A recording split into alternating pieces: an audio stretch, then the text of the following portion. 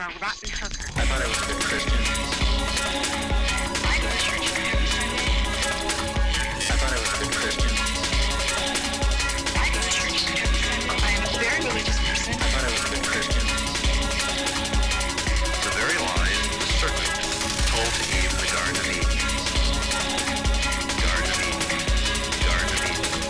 The gospel of Jesus Christ spreads confusion and promotes lies. The gospel of Jesus Christ spreads confusion and promotes lies. The gospel of Jesus Christ spreads confusion and promotes lies. The gospel of Jesus Christ spreads confusion and promotes lies. The gospel of Jesus Christ. Hey everybody, it is Saturday, July 20th, 2013. I'm your host Ken, this non-religious life, and up in the Bay Area we have Bob. How's it going? And Jason. Hello.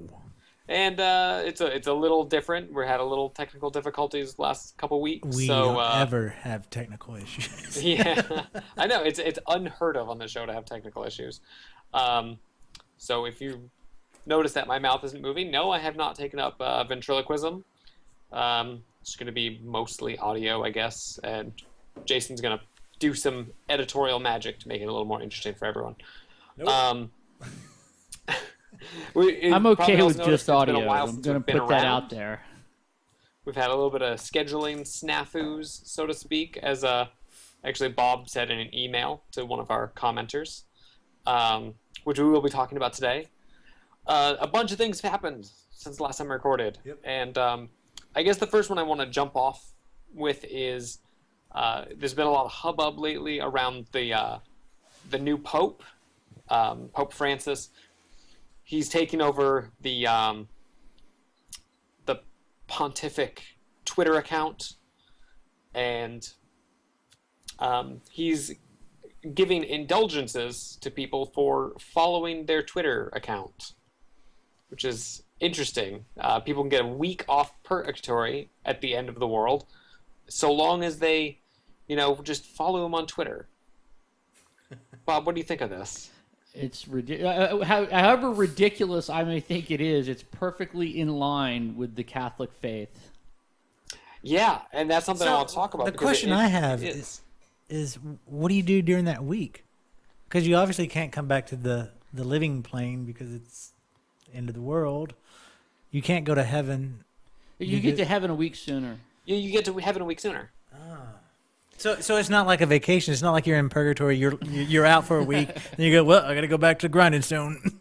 No. Yeah, no. Everyone ends up in the Catholic sort of cosmology. Everyone goes to purgatory for an amount of time based on the amount of sins they have weighing them down. Gotcha. And essentially, purgatory is this fiery place where the fires of purgatory literally burn the sins off your soul. And then, depending on how much sinning you have, that determines how long you're there, and then you get to either hopefully go to heaven or you go to hell. Yeah. So I hope you would know, if you were in purgatory, if you knew, all right, I'm going to... This purgatory sucks, but I get to go to heaven later. Or if it's like, oh, shit, I got to go to hell. I want to stay here. You're Keep like, me in purgatory. well, if you know you're going to go to hell, you should know now, so you just know not to follow the Pope on Twitter. Yeah, right. That's a fair point. I feel like the Catholic Church kind of battled this in the Middle Ages when they were really sort of fomenting that purgatory, cosmology, where they made it that purgatory is almost as bad as hell. Purgatory kind of sucks. There are no fires as hot as the fires of purgatory. Imagine a fire so hot that it can burn something that doesn't exist. Purgatory is just a precursor to hell. But if the fires are, if it's worse in purgatory than it is in hell, when you get out of purgatory, you're like, oh, this ain't so bad. Right. But it's not worse. It's almost as bad. If you ever read, Dante Alighieri's Inferno, he goes down into hell, and the first place he stops is purgatory. It's sort of like it's like the suburbs of hell. You So know? I grew up when I grew up, I didn't ever go to Catholic school, but I knew a lot of kids that did. They all went to Catholic school, and nobody ever mentioned indulgences or purgatory to me ever, ever, never. I had no idea. And then when I was in college, I was in a history class. Yeah, it was a history class, and the teacher, he had to be an atheist or something because he was really critical of Catholicism, and he was explaining the Reformation movement, which was largely started because of the sale of indulgences, and I remember he explained that, and this is how it was explained to me, that the Catholic Church wanted some money. They wanted to figure out how to get money out of their constituency, and so they said, "Oh yeah, that whole heaven hell thing. Turns out you don't get to go right to heaven. You have to go to this new place called purgatory, where all your sins will be washed away. And purgatory is kind of like hell, only not as bad. And the length of your time, of your stay in purgatory, is dependent about like how good or bad you were. All your sins are washed away in purgatory. So if you sinned a lot, you'd have to be in purgatory a long time before you get to go to heaven.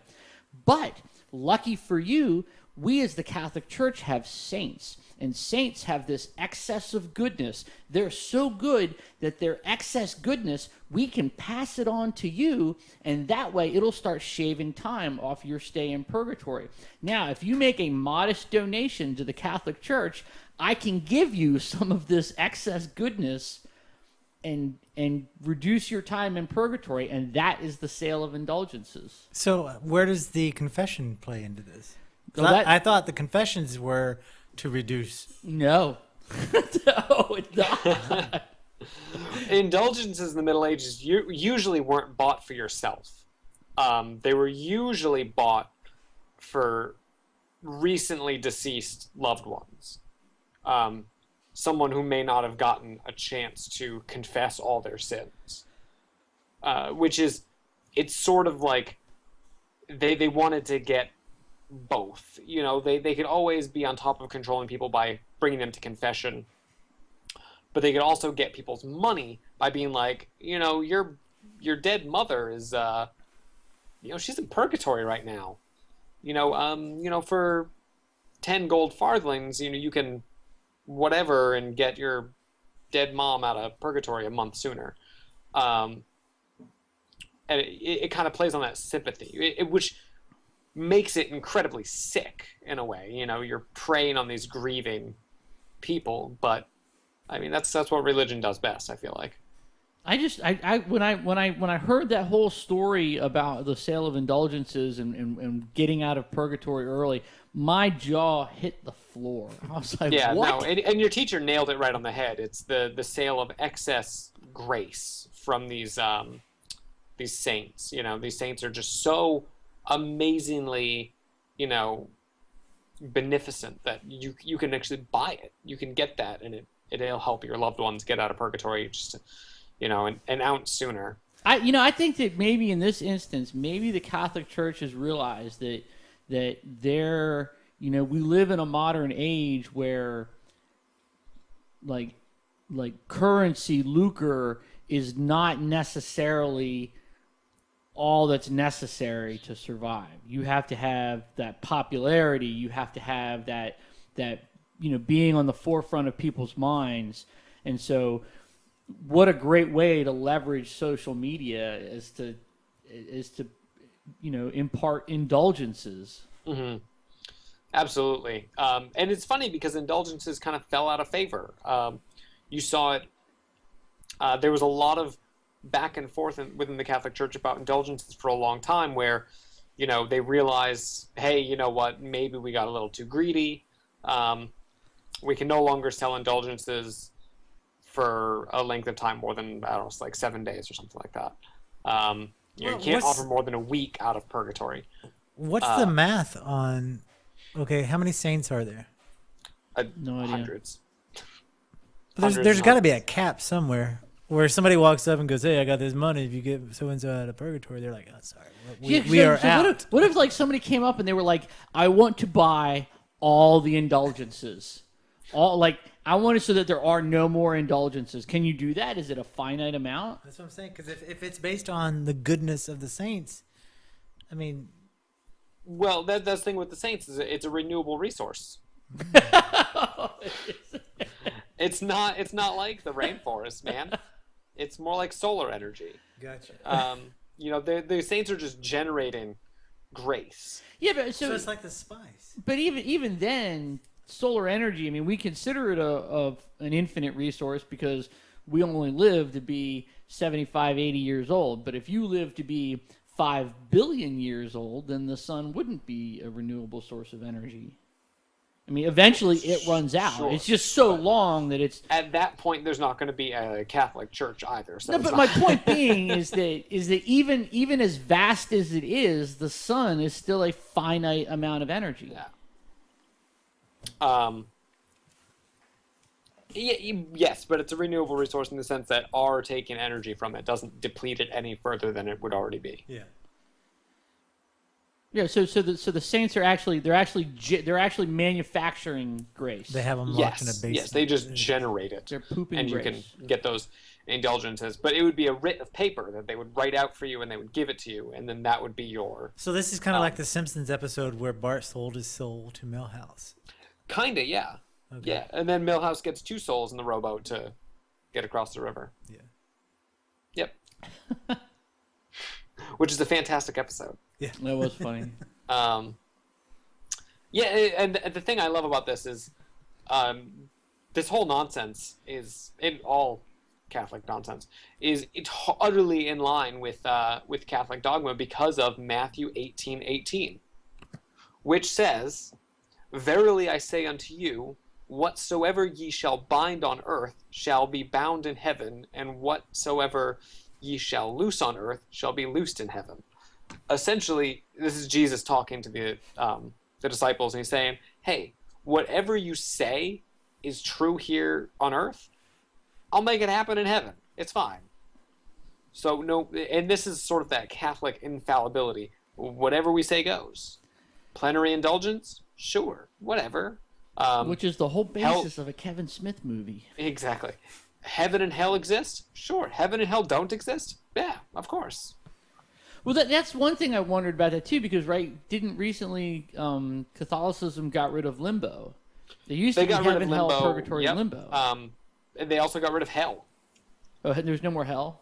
No, there's no more hell. In modern Catholicism, hell is not a real place. It's not a physical place. It's not a place you go. It's just in the afterlife, your soul will be in the absent of the presence of God. So purgatory's worse. Yeah, but they got rid of purgatory at the same time too, and then they kind of brought it back because they needed indulgences again. They brought back indulgences a little while ago.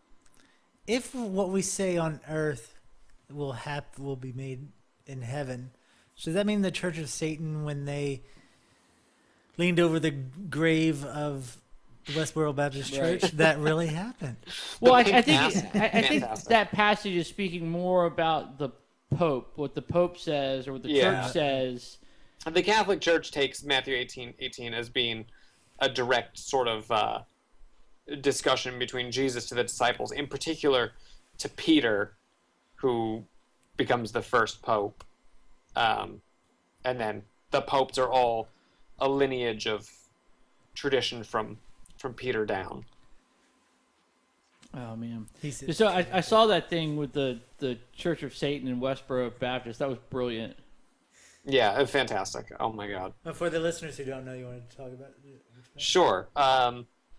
So recently, because of the Westboro Baptist Church doing what they do, protesting funerals and such, I believe this was in regards to the protests for the funerals of the people who died in the Boston bombing. Correct me if I'm wrong. They held what they called a pink mass over the grave of Mr. Phelps, the founder of the Westboro Baptist Church, his dead mother's grave, where what they said was it was a pink mass. They had 2 same-sex marriages between a man and a woman over the grave, and then the satanic priest, or whatever you want to call him, actually put his penis on top of the grave. And he said that by doing so, he has made Fred Phelps' mother gay in the afterlife forever. I just saw the picture of the two people kissing. I missed the next part. Oh yeah, That yeah. wasn't in the picture. No, that was not in the picture. And they said that they will continue to do that over all of Mr. Phelps' family members' graves, but only in retaliation for more of their things. They use a common sort of like a theological trick that the Mormons do with their, post-mortem baptisms. Yeah, we talked about that. Yeah. I'm starting to like these Church of Satan guys more and more.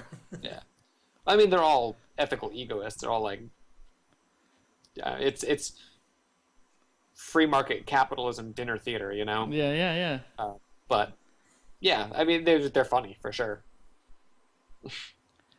I love the picture. Like the pictures were hilarious with his little horn hat and like, fantastic.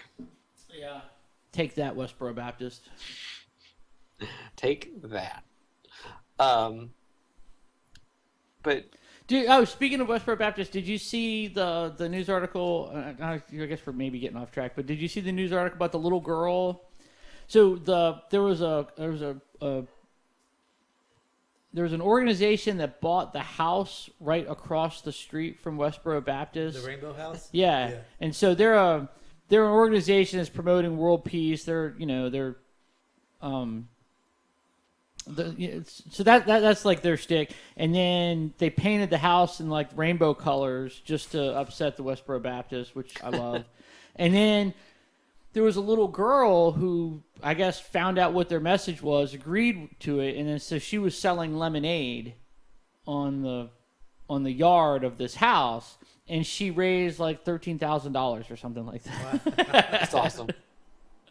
It was a crazy amount of money. I could be wrong, but it was a crazy amount of money for a little girl who was like 5 selling lemonade. That's ridiculous. That's so much money.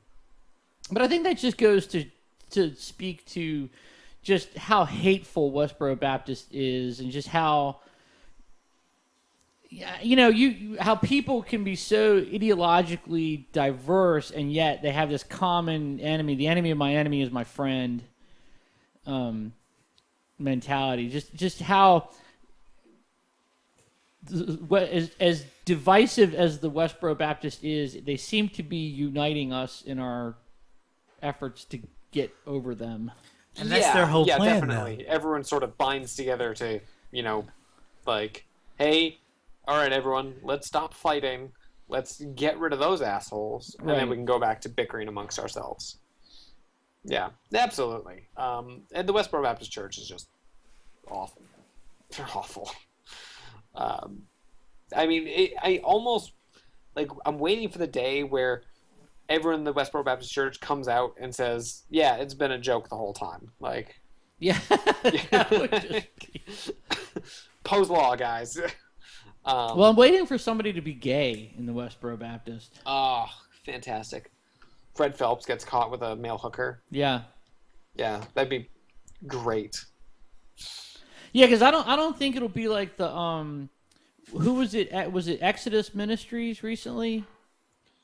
Exodus Ministries. Because at least that guy had. I don't know, like maybe there was some scandal waiting in the wings for him and it was a preemptive strike, but he sort of on his own came out and said, I'm gay and I'm really sorry for all I did and all the trouble I caused.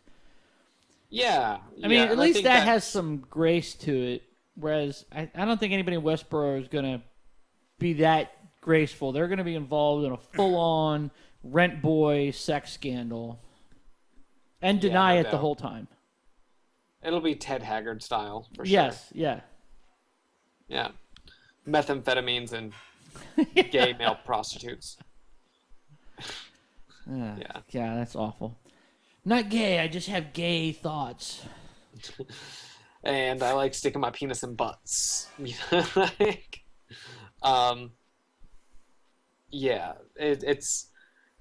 I'm waiting for the day that it happens, because it happens with most of the other really, really, really hateful homophobic ministers. It seems like you just wait and you're like, there you go, right there. Yep, knew it. Yeah, knew it. You know, Christopher Hitchens used to say you could set your watch by it. Yeah. Yeah, that's. But anyway, Westboro Baptist Church, awful. Just, I mean, like, there's little else in this world that really puts a foul taste in my mouth than the Westboro Baptist Church. Do you know how like some groups will have like a dead pool? You ever see those where like, you know, just sort of like a betting pool about who's going to die first, right? Yeah. We should really start like a gay pool, like which religious figure is going to come out as gay first. Yeah, Rick or Perry. not come out necessarily, but be caught. Or be caught, get right, some right. sort of scandal. Like caught in a Yeah. gay scandal. Rick Perry. Yeah, that'd be fantastic. That'd be good. Put a couple bucks in, see who wins. Yeah. Yeah, because I've seen the celebrity death pools and stuff like that, where, you know, everyone pitches in $10 and they're like, "I'll give you $10 that Brad Pitt dies next." Right. Yeah. Yeah. The only like rule is you can't bet on someone who is like terminally ill or like anything like that. So in our Deadpool, you wouldn't be able to bet on like a guy like Liberace, you know, even though he's dead now. You know what I mean? Like, Yeah, exactly. like Michelle my Bachman's $10 husband goes is off on the table. Ricky Martin. Michelle Bachman's husband. Yeah, there you go. Off the table. You can't bet on him. You can't. Oh God. Yeah. Let's jump subjects really quick because one thing I want to cover before we jump into our next big thing that we're gonna spend the rest of the episode on. We had a comment from I think it was Matt actually. It was about how we were talking about pro-life, and I said, you know, I don't like how people claim to be pro-life, but they're pro-death penalty, pro-war, etc. And Sure. he had this sort of thing, but I feel like he said that he thought it was maybe an oversimplification, or pull up the exact email. Sorry. But I don't think it's an oversimplification. I think my problem is with the semantics of it. When people say they're pro-life, that paints, even though it's been adopted by this whole anti-abortion community, and that's what it has to deal with, I feel like it's one of those big buzz terms, and it's purposefully I don't know, chosen to paint this picture, and I don't like the picture that it is because it's incorrect with the worldview of most of these people. Let me see if I can find it. Well, it's like the groups that they're the American Family Values organization. Yeah, exactly. Yeah, so he says it's a straw man and or semantical argument, and it is a semantical argument. That's the point. Is it's a term. Pro-life was adopted specifically as it refers to a particular stance on abortion, while issues of war and death penalty are important debate. The comment above seems to lack nuance, and I think when you have groups that take on a particular name, there are 1,000 different names they could have chosen. They could have been, you know, the anti-choice movement. They could have been the anti-abortion movement. They could have been... That's how I refer to them, the anti-choice. Yeah, and it would be more accurate when you say you're pro-life. Well, it wouldn't be that accurate. I mean, it would still fall in the same category of saying if you're pro-life. How that misleads, because they may just be pro-life only when it comes to abortion. Saying anti-choice, they may only be anti-choice when it comes to abortion, but not anti-choice for the death penalty. You know, whatever other topic you want to throw in there. So I think Sure. both of those titles have the same problem. Yeah, I feel like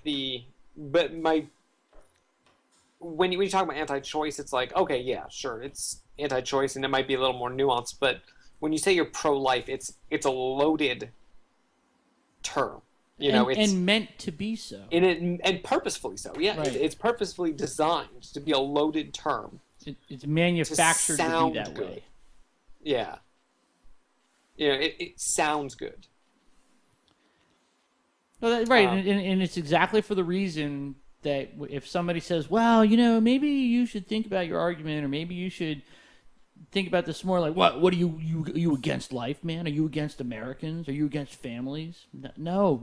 Yeah, Yes. exactly. Not. That's what Yes, it does. If you don't agree with them, it draws a dichotomy that you have to fall into the other camp, which means you're anti-life. Right, and it draws a false dichotomy. Yeah, as most dichotomies tend to be. What is that saying? There are two kinds of people in this world. Those who think there are two kinds of people, and those who know better. Yeah. But that's true. They're the people who think in these dichotomies as black and white, and there are people who actually see that gray scale. And I feel like that's something that should be addressed, especially when talking about the abortion community, because you have these people who are all about life before the child's born, but hand over fist, they don't give a shit about that kid once the kid's born. Like, they're anti-welfare, they're anti food stamps, they're anti educational programs, they're anti-education usually. And they're fine to let these children starve on the streets and be thrown in prison, killed, sent to war, whatever. And I think the two are intrinsically connected when you talk about population and poverty, and all the things that come with poverty drafts, and the U.S. prison population is calculated based on the illiteracy rate of fourth grade boys. So if you have poor communities with undereducation and these kids who are coming out of school who can't read, of course they're going to end up in some sort of penal system because they have no means to make it in this world. It's just me ranting. So I don't think they're pro-life. They're pro something else. But they're not pro-life. They're just not pro, but anti-abortion. I mean, that's that's exactly. It's a single issue argument. Anti-abortion. It's a single issue argument, and they just like any single issue activist or individual, they like to make that single issue bigger than life itself. They like to paint that it's connected, or they like to paint that it's creates a domino effect or slippery slope if we don't get rid of it or support whatever the side you fall on. Yeah, no, and I agree. I think you're hitting the nail right on the head, Jason. Like, that's totally true. They take the one issue and they make it out to be this gigantic interconnected thing. And don't get me wrong, there are issues that are kind of interconnected to other things, and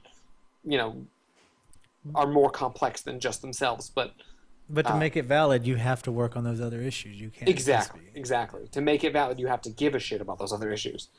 If you're going to be an animal rights activist and make the claim that animal rights is intrinsically tied into ecology and environmentalism, you should probably give a shit about environmentalism, and not just write it off. Yeah. Make the connection and then hope that it's just that connection will influence someone to agree with the one issue you actually care about, regardless of whether or not you're actually doing anything on that other issue. Yeah. And for the record, I no longer work in the animal rights field. I work in other issues that Indigenous rights? Is that what your new job is? Yes. Which is fantastic. Very noble. That's good stuff. They'll be all vegan. And if you go to Jason's Facebook, you can see a picture of him in business clothes, smiling. Have business clothes? Whatever. Like, yeah, business casual. Yeah, business cash. Business cash. Anyway, so yeah, we are right at the half mark now, so I'm sure Bob will need the rest of the show for his segment. Yes, my definitely. segment. Yeah, we need to devote some time to responding to Aaron, who sent us an audio response to our last discussion about intelligent design. Before you get in, traditionally when we get audio response, what I would do is we would have it cut out by timestamp, and we would play each of that. But since there's been so much changing, we have not had time for me to sit down with Bob to work out the details, so we're not going to play the audio on this episode. We can post the audio, yeah. Yeah, we could do that. And I won't try to take things out of context, but and what we're going to do is we're just going to kind of respond to a piece of it. I'm going to respond to the second half of his audio, and then maybe we'll respond to his response to that, or we'll go back to the first one, depending on how the time works out, because this has been a big scheduling nightmare as far as us getting our act together. But we're working on it. Anyway, so Aaron did respond with an audio clip, and he brings up some good points, and we're going to talk about them.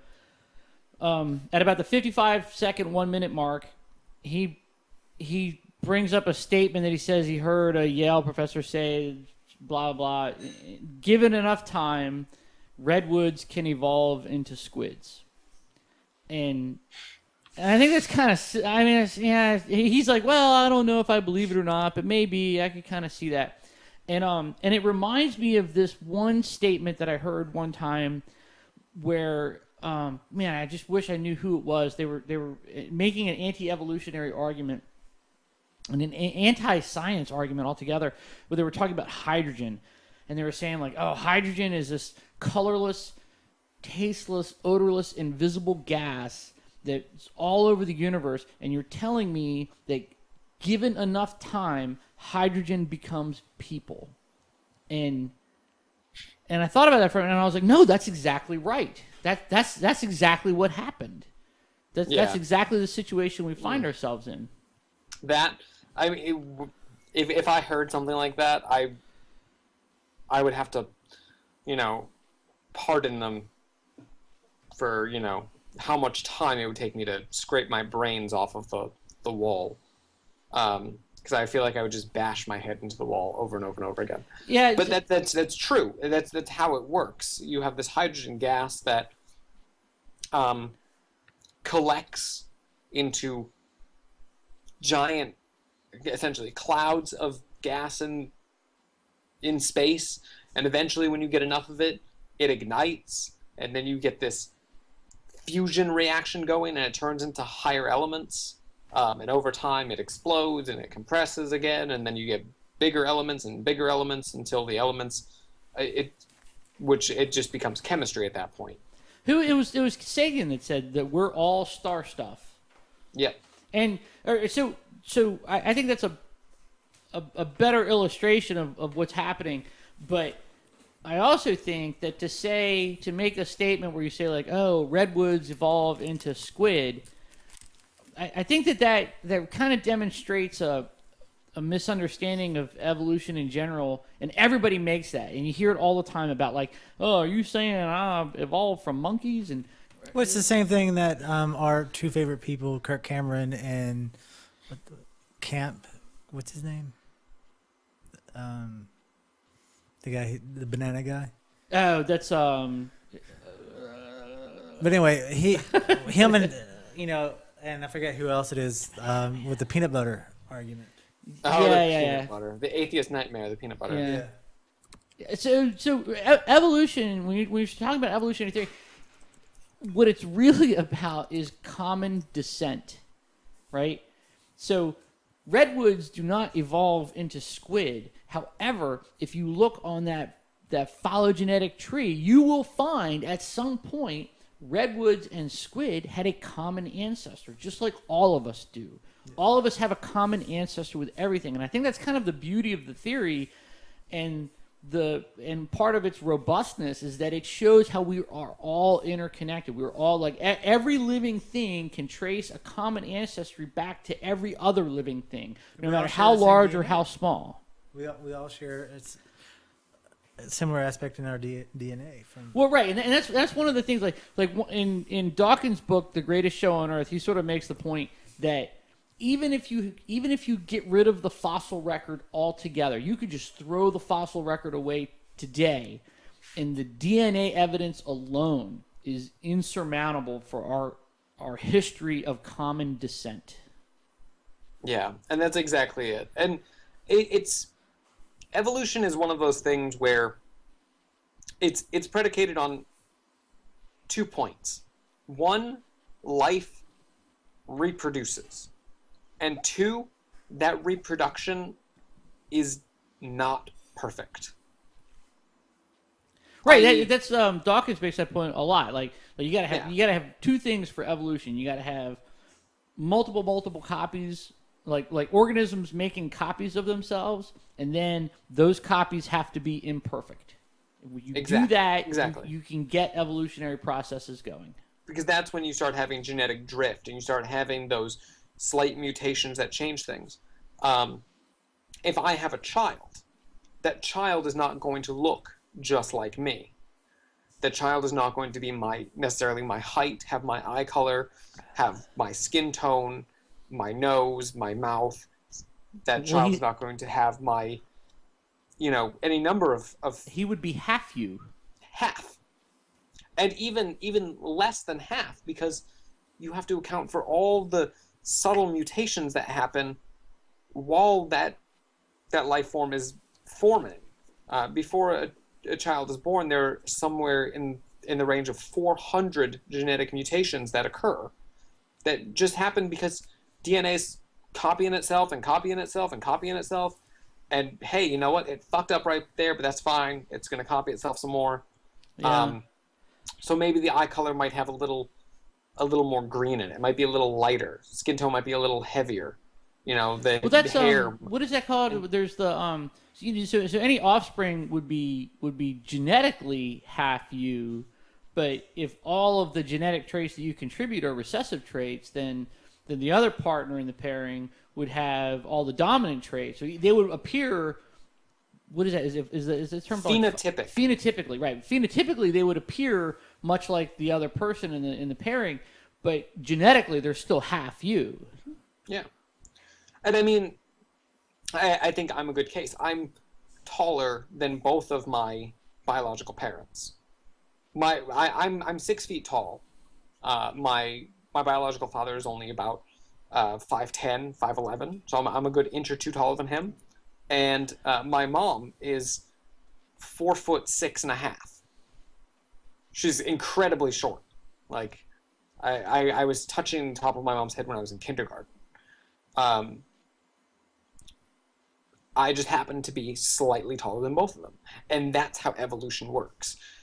If I were randomly say humans were still subject to the weights of their ecology rather than ecology being subject to the weights of humans. And being slightly taller was an advantage.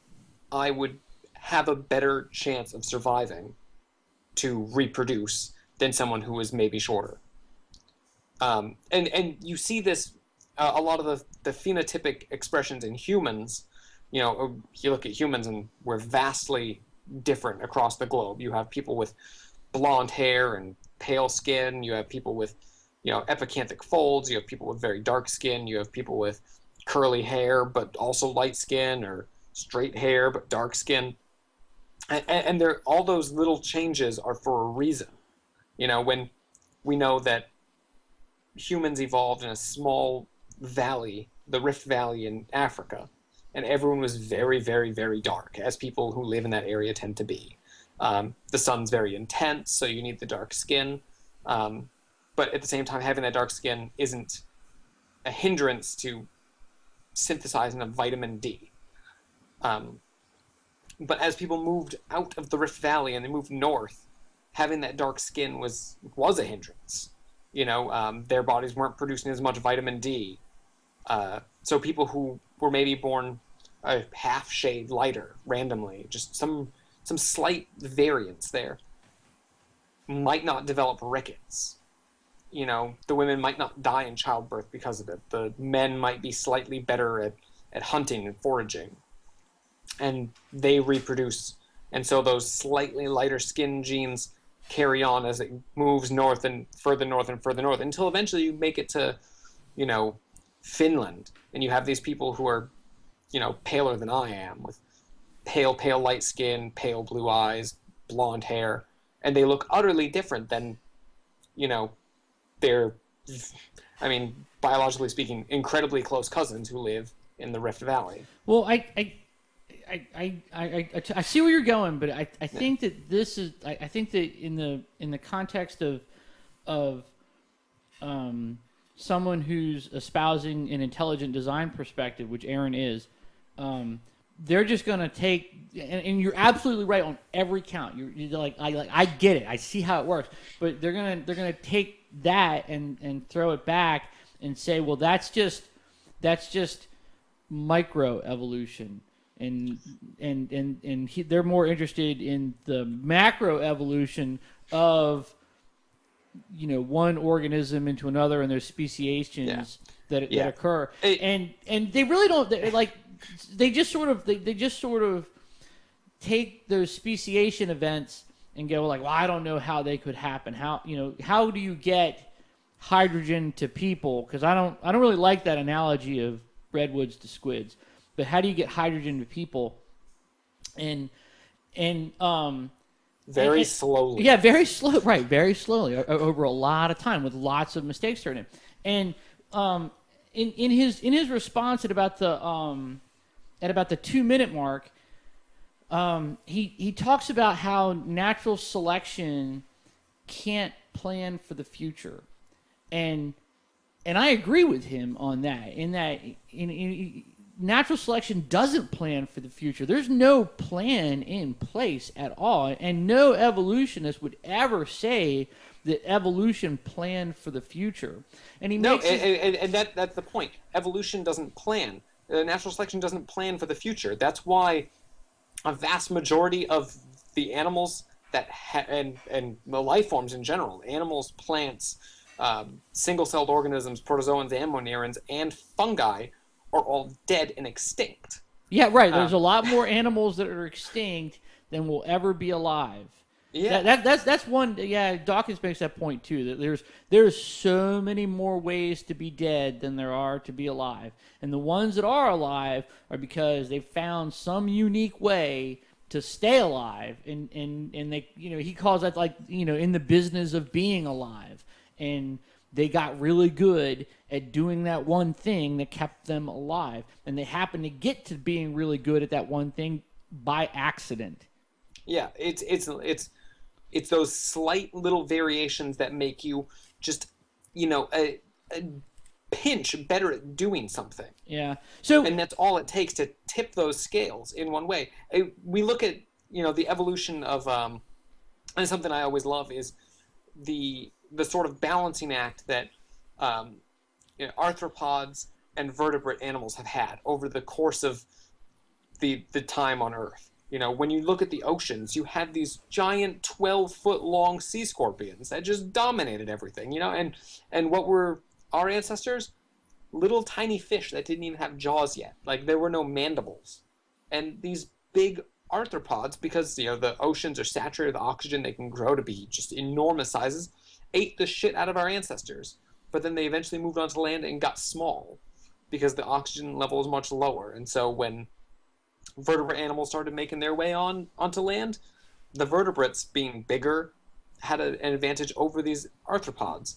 But then you have a period a few million years ago where oxygen level went back up, and most vertebrate animals were relatively small lizards, small amphibians, but you have millipedes the size of trucks, you have dragonflies bigger than eagles, you have spiders the size of a human head, and then it kind of flipped back the other way. You had dinosaurs, but then you had tiny little ants, and it's all it takes is just a slight variance in one way, and everything, the whole ecology changes, because maybe sometimes whole branches of the evolutionary tree will just fall off and Yeah. die because they can't adapt as quick as the Well, environment's changing around them. So, a common ID argument that I hear thrown around, and this sort of is in the side of irreducible complexity,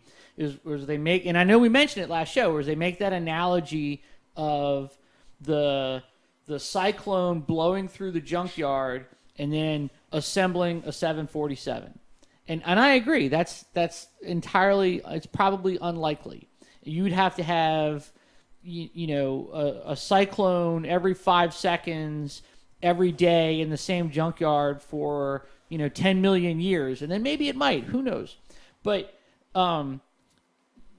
another analogy that I see used often, and I'll illustrate why the ideas get it wrong, is the analogy of if you had an infinite number of monkeys typing on a typewriter, they would produce the works of Shakespeare given enough time. And and I saw this article. It was from like a 2011 British Telegraph article. There was this guy who's a programmer, and his name was I wrote it down. Jesse Anderson, and he was like, all right, well, I'm going to use real monkeys. So he made like virtual monkeys, and he made like these. He made like this whole, I don't know, I forget how many it was, like thousands of these little virtual monkeys, and they're cranking out 9-letter segments, just randomly generating 9-letter segments. And then they take those 9-letter segments and it compares it to the works of Shakespeare. And if it matches, then it catalogs that match and checks it off the list. And they're 99.99% through the works of Shakespeare. So randomly, he generated the works of Shakespeare by randomly generating 9-letter sequences. And on the on one of the ID websites, and they looked at that article and they said, well, that's cheating because they're not producing the whole works of Shakespeare. They're just doing it 9 letters at a time. And they keep what's correct and they throw away what works. And I was like, well, that's exactly how evolution works. Like if you expect, and they throw out this term, the combinatorial inflation problem, where as the combinations get bigger and bigger, as that inflates, the odds of it being churned out randomly decrease, which is true. It's true, but much like the flagellum, much like the 40 proteins that are necessary to make the flagellum, those didn't arise 40 proteins intact as intelligent design would have you believe. Those 40 proteins were built one brick at a time. Just like the virtual monkeys are cranking out the works of Shakespeare 9 letters at a time, you keep what works and you throw away what doesn't. And that means you have to throw away a lot. But nature has done that. There are so many combinations of proteins and organisms, and there's so much more dead that didn't work than is alive. Yeah, absolutely. Yeah, no one's saying that a human just randomly stepped out of the primordial ooze. Or even the flagellum, right? Yeah, exactly. You have an incredibly long period of time where, it's hard to even say what was life and what wasn't. I think that where they look at that example of like the 9, the little virtual monkeys cranking out 9-letter combinations, and they look at that and they say, well, that's cheating.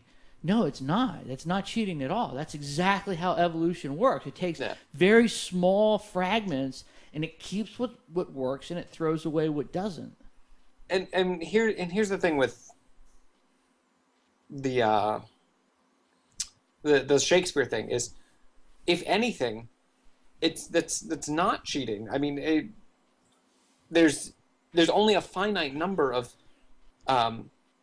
even if they wanted the whole works of Shakespeare, and just figure out how many letters that is. Say it's 10 million, and just let those million monkeys randomly generate, whatever number of random letters, you will eventually have Shakespeare. You will. Because it's all finite. Just because it's big doesn't mean it's impossible. Well, right, but and while I agree with you, that's not what evolution does. Evolution would be like you take the first page and you keep the letters that are right, and then throw the rest away, and then do it again. And the letters that are right on the next page, you keep those and throw the rest away and do it again. And it's that the fact that it happens over and over and over and over and over and over again. But also within that, it's not just necessarily keeping what works and then throwing the rest away, because keeping what works, sometimes those individual letters get damaged throughout what they keep. Sure. And so and then therefore it brings out another. Right, but there that's are how it works. mutations. It might get damaged, and instead of ending up with Shakespeare, you end up with Salinger, or you end up with, Keats. But yeah, and I totally see what you mean. And we talked about that. Like, you make multiple copies of yourself, but they're imperfect copies. But in this analogy, we're saying the evolutionary, the selective pressure. The selective pressure is, if it matches what's in Shakespeare, we keep it. If it doesn't match, it gets thrown away. Mm-hmm. Exactly. And the fact that the copies are different every time, that accounts for, that in the analogy, that accounts for genetic drift and mutation. That if I cranked out the same page or the same 9-letter code every time, then I would be making a perfect copy every time. And so in the analogy, I have to be able to make different combinations and different 9-letter combinations, different pages, different versions of the copy that I made before. And I just really think that speaks to, sort of a misunderstanding of how evolutionary processes are working. They just sort of expect that you get, right out of the gate, you get this working model. And I don't know. Or you go from getting, a dog to, birthing a cat, like as if the special barrier is just this set in stone finite line that you can't cross, where it's not that. I like when it comes to, the speciation, they're the salamanders in California, and you can track to see how they migrated, and they migrated up around the mountains north of California, down the other side, and then back up around. And when they met in the middle again, the salamanders who came into the area where they had originated were genetically so different from the salamanders who were still where they started that they could no longer interbreed, and had thus crossed the special barrier. Like, the salamanders in each region could, because they broke it up into regions, they could, interact and reproduce with the salamanders on either side of them until you got back around. And that's how it works. Like, the genetics just drift slowly but surely across a period of space until you end up with an organism who is utterly different than where he started. That idea of like when speciation occurs is interesting. Dawkins brings that up quite a bit. Like, if you could have a picture of mother and daughter, and then grandmother, great grandmother, all the way back for thousands and thousands and millions of years, and in every instance, mother would look just like daughter.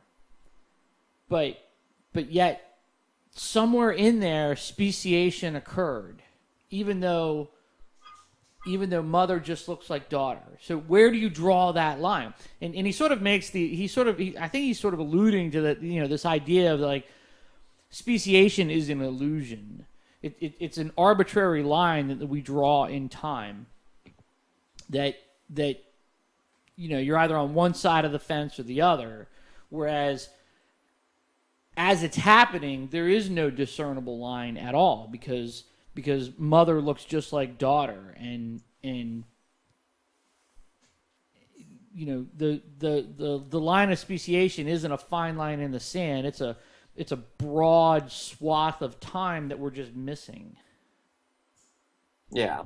No, speciation, it's just you're looking across time at how this creature was at this point versus how creature was at this point, and obviously you compare the difference between them, but it's a very subtle scale of differences that goes from one point to the other. Well, so in his response, Aaron makes a couple more points about protein homologies and just how things are happening in gene loop duplication and things going on with the flagellum. But I think maybe I don't know. I think maybe the focus of the conversation should be on the understanding of evolutionary processes because I really think that some of the ID proponents, they come from an imperfect understanding of how evolutionary processes are working. And it's not imperfect to them because it feeds into what they want. I mean, maybe. One point that he makes is that if we say like, oh well, the type 3 secretory system is a precursor to the flagellum, and then he says that the type 3 secretory system doesn't predate the flagellum. It's something that's evolutionarily more new than the flagellum. That the jury's still out on that, and even if that was the case, it doesn't change the fact that that you took an irreducibly complex system and then you reduced it to something else that was useful, and that you took a subset of something that was deemed to be irreducibly complex, and it has some other function that's different than just moving the cell around. So I don't know. We can get bogged down in that, but I think that maybe a more productive conversation might be just on like these fundamentals of how evolution is working. Mm-hmm. I don't know. Yeah. Because I hate the irreducible complexity argument because it tries to be purposefully complex. Well, as to far the as point I'm where concerned, lay people can't get into the argument, and it's like, well, yeah, you have to listen to the talking head and be like, yeah, sure, this guy says it's irreducibly complex, and I agree with him because I don't really understand the subject. As far as I'm concerned, like there's no such thing as irreducible complexity. There isn't, because every argument I've ever seen for irreducible complexity has been debunked. The eye been debunked. The flagellum has been debunked. We've shown again and again and again. And even if you want to talk about the type 3 secretory system, it's hard to say, isn't it? It postdates the flagellum. So what? Maybe we just reduced it in the wrong way. Okay, so we've proven that it's reducible. We have less than 1 minute left. So here's the homework for Bob, because I know he loves working in the PowerPoint. He needs to create a PowerPoint of this, how it works, and then we'll play it on the show next week. Do it. Somebody else already did. Nick Matsky already did. It's copyrighted. So. No, it's not. Yeah, that's plagiarism. I need you to make your own. Right, I'll just copy his. No, there's a really great video that shows how you take this protein gate and then you add a protein to it, and then it becomes something else, and then you add another protein to it, and it does something else, and eventually it winds up being a flagellum. Peanut butter. And and they take that example and they say like, well, in every instance, its function isn't motility. In every instance, it has a different function. And I'm like, exactly. Like that's. Do you think the elephant's nose, his function isn't sniffing flowers, right? That's how evolution works. It takes one thing and it co-opts it, and it makes it do something else that's useful.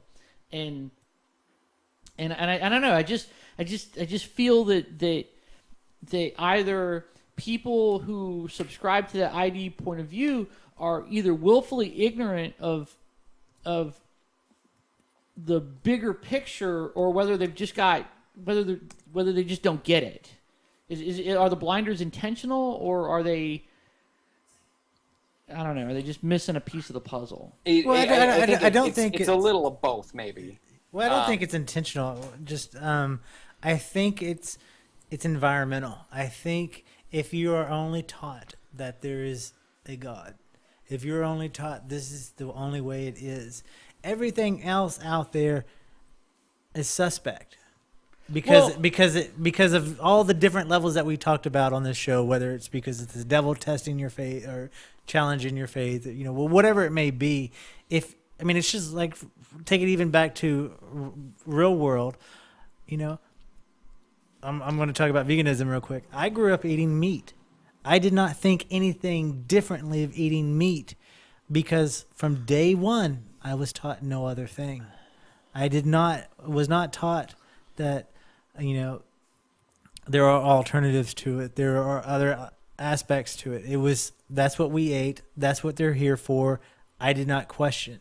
And I think when you're trying to build a case and hold on to something that is you've already invested so much into, it makes it harder to comprehend something that completely shakes the core values of the way you view the world.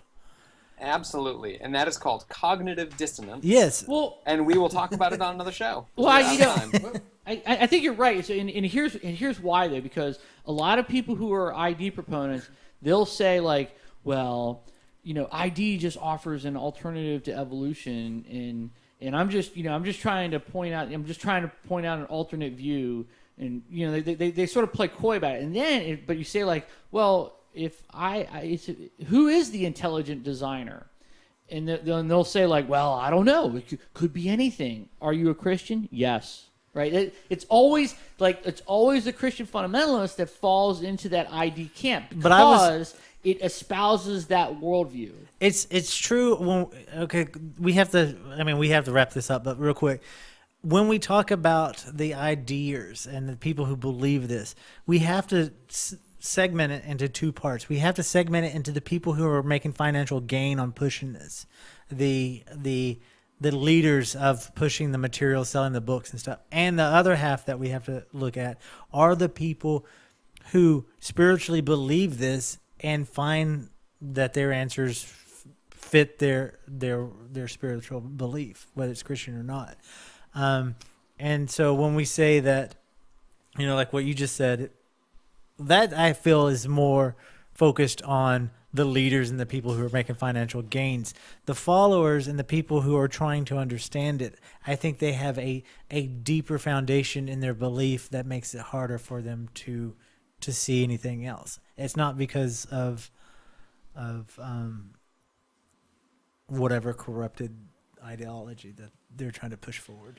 Well, I'm not like the guy that sent us the audio. I don't think he's trying to make financial gain or trying to become right. I think he's entirely genuine. I think he's entirely sincere and earnest. But my point is that he adheres to the ID idea because it props up his Christian worldview. Yeah. Again, like I said, it's Another just cognitive dissonance. We have to wrap this up. Go, Ken. We have so much stuff for so many more episodes. And if anyone else wants to jump in and sort of critique where we are, back us up, leave a comment, make some noise, you can email us, nonreligious@zombie-popcorn.com. You can like us on Facebook and Google+. You can call the ZPN hotline, just like our friend did, at 757-337-2195. You can check us out on Stitcher Radio and iTunes, and we will see you soon. For the record, he did not call the hotline. He sent us an email. He sent us an email. It had, which was an audio thing. He did too. send the audio, but it was via email. He recorded it Oh, himself okay, I and then sent it gotcha. to you, which is perfectly acceptable. That's Anyway, also fine. If you And want to maybe we'll record get our yourself and send technical it to us, shit that's fine, together. too. we'll get it together soon. All right. Yeah. All right, Everybody bye. have a good night. Bye. Awesome. Not yet. I'm totally